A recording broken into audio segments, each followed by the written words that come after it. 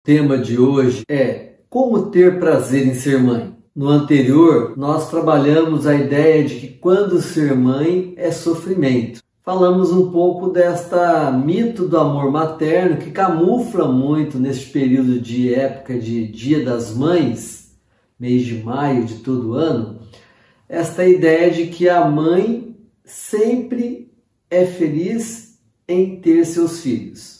Hoje a pergunta que eu lanço para a gente poder conversar é: como ter prazer em ser mãe? É possível? Sim, é possível uma mulher conseguir vivenciar sua experiência materna pontuando mais prazer do que desprazer, sendo feliz em ser mãe. Lógico que é possível. Mas aqui eu vou traçar alguns passos, não que seja uma regra de conduta, mas são itens que eu avalio que geralmente as mulheres que pontuam o prazer através da nossa escuta, da nossa percepção no cotidiano, que pontuam o prazer em serem mães, são mulheres que passaram por alguns caminhos e construíram esta felicidade e para pontuar o prazer de ser mãe. Uma primeira demanda que eu coloco é: ser mãe é uma escolha. Nem sempre, muitas mulheres tornam-se mães assim, do dia para o outro, ou vem uma gravidez inesperada, não planejada. Mas muitas mulheres, ao saberem que estão grávidas, mesmo não tendo planejado, fazem aí uma escolha, assumem este papel. E muitas assumem o papel por desejar realmente ter um filho. E neste desejar ter um filho já começa um caminho de uma construção de pontuar prazer. O prazer de se ter um filho, de conseguir gerar um filho, de gestar um filho, de parir um filho. Então esse primeiro passo é importantíssimo. Um outro passo que eu quero pontuar aqui, que antes de uma mulher desejar ser mãe, é necessário que ela torne-se primeiro mulher. Então, quando Simone de Beauvoir nos coloca no seu livro O Segundo Sexo, que a mulher ela tem que tornar-se mulher, ela não nasce mulher, porque no mundo machista o homem já nasce homem.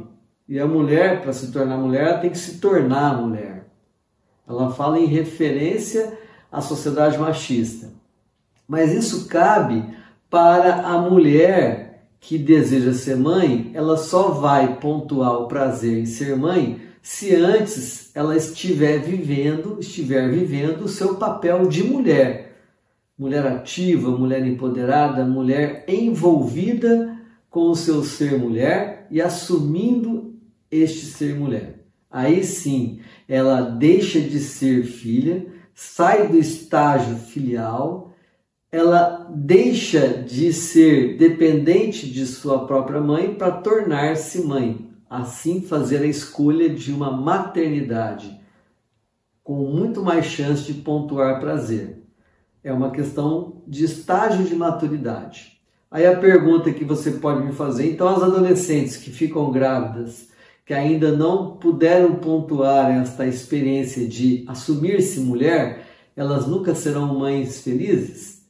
Lógico que sim, se houver apoio, se a família apoiar essa gravidez, se houver acolhida no tempo da maturidade, quando esta jovem deixar sua adolescência já com o filho, pode ser que aí ela assuma esta maternidade, pode ser que aí sim, mesmo tendo filho na época da adolescência, ela vem assumir por toda uma rede de apoio que ela recebeu.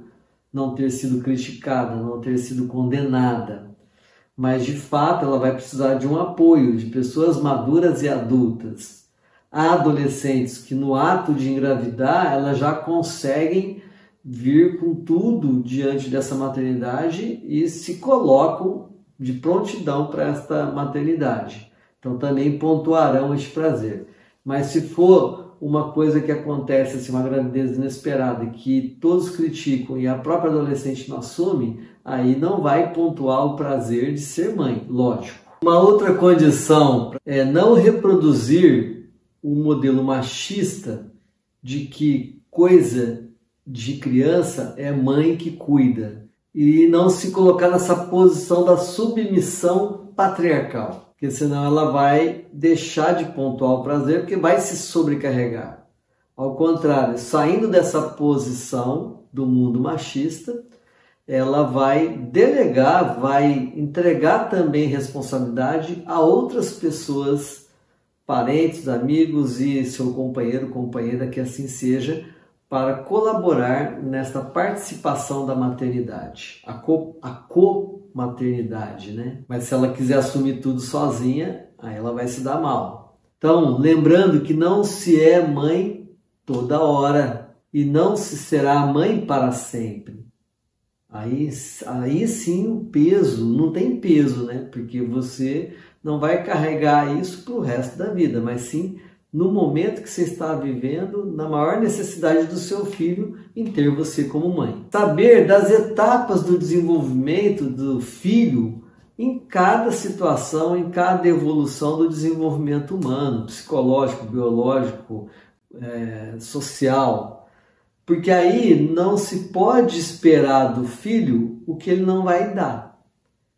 Então, uma mãe que sabe isto, ela sabe entender cada etapa, cada situação, cada crise biológica e cada comportamento diferenciado. Não se pode esperar de uma criança de 3 anos que ela já saiba ler e escrever, por exemplo. Não se pode esperar de uma criança de 5 anos que ela não minta ou não invente. Assim também como uma mãe que tem uma filha, um filho adolescente, quando entra naquela fase da rebeldia, de ser contestador, contestadora, a mãe vai ficar feliz, porque é sinal de que está na idade adequada, é idade para isso. Quando a mãe não tem essa percepção, ela vai sofrer. Porém, ela vai pontuar prazer de saber que naquela idade o filho está se comportando conforme se espera. Também quando ela cria rede de apoio e realmente delega para esta rede de apoio momentos para que este coletivo possa colaborar sim na educação e na parceria do cuidado deste filho.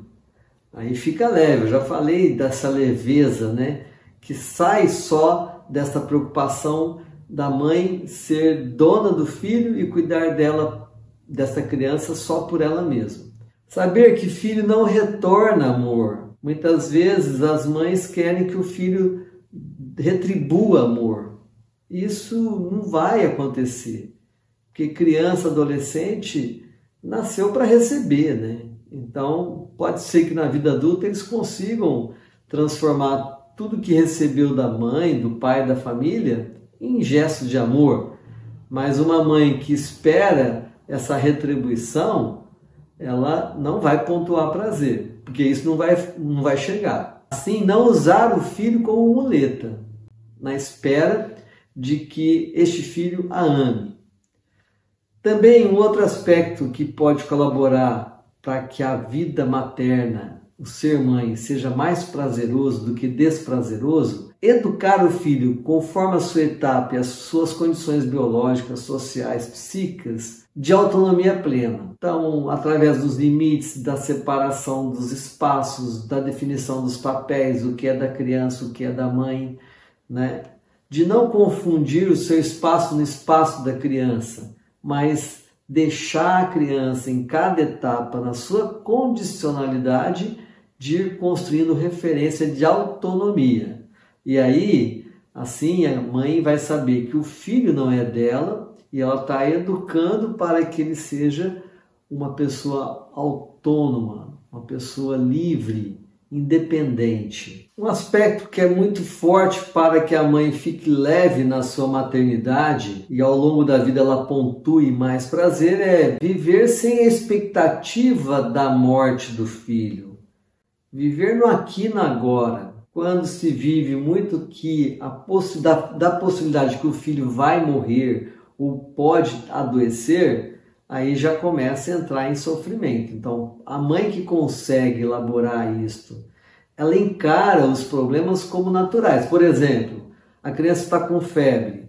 Que bom que a criança está com febre, é sinal de que ela precisa de algum monitoramento para saber se essa febre representa alguma infecção, alguma doença que está vindo. Um sintoma também de processo de aprendizado, uma dificuldade em algum processo de aprendizado, para que se desesperar se ali é um sintoma que a mãe tem que ficar atenta, sabendo que virá. Então, viver é conviver com a possibilidade da morte. Então, a mãe que se libera desse sentimento de apego em relação ao filho para que ele não venha a sofrer, não venha a ter problemas no futuro ou não venha a morrer, ela então caminha de forma mais livre, mais leve para educar essa criança.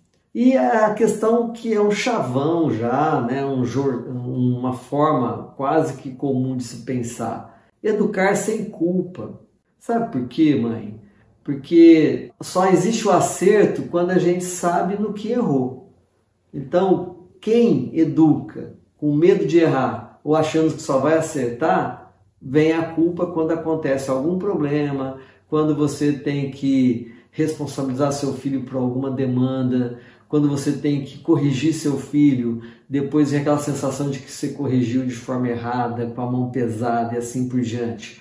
Olha, gente, é melhor errar por excesso do que por falta, porque a falta não vinga, o excesso depois a gente poda lá na frente. E a mãe que educa sem culpa, ela educa sabendo que ela vai errar, que ela vai ter que observar onde está seu erro, ouvir também as pessoas ao seu redor, ouvir o seu próprio filho, para poder ir acertando na medida que ela consiga também ir acertar.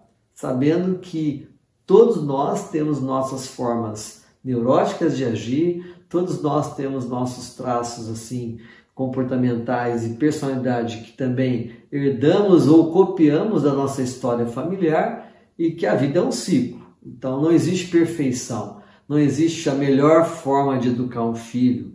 Aí você vai descobrindo a sua forma e aí você vai eliminando a culpa, porque a culpa ela castiga e faz você continuar no próprio erro que você está se culpabilizando. Lembrando sempre, mães, que nada é garantia de nada. Quando a mãe sabe que aquele rebento, aquele filho que nasce dela, aquele filho que foi gestado, que foi desejado, ou não foi desejado, mas foi assumido, quando ela sabe que tudo que ela está fazendo não é garantia de nada, ela também vai ficar mais leve, mais suave. Então, gente, eu fecho aqui esta conversa que eu comecei falando do sofrimento de ser mãe e estou agora dizendo como é possível ter prazer em ser mãe.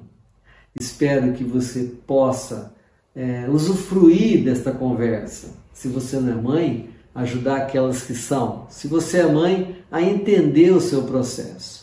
E cuidado com as festas do Dia da Mãe, porque elas são muito traiçoeiras. Elas dão de uma mão e querem de outra. E elas sempre trazem uma demanda da mãe perfeita que acaba caindo no grande problema da culpabilização. Nossa, eu nunca vou conseguir ser essa mãe que a publicidade vende como a mãe perfeita. Porque não existe mãe perfeita. Nós não somos robôs e somos humanos. Feliz Dia das Mães!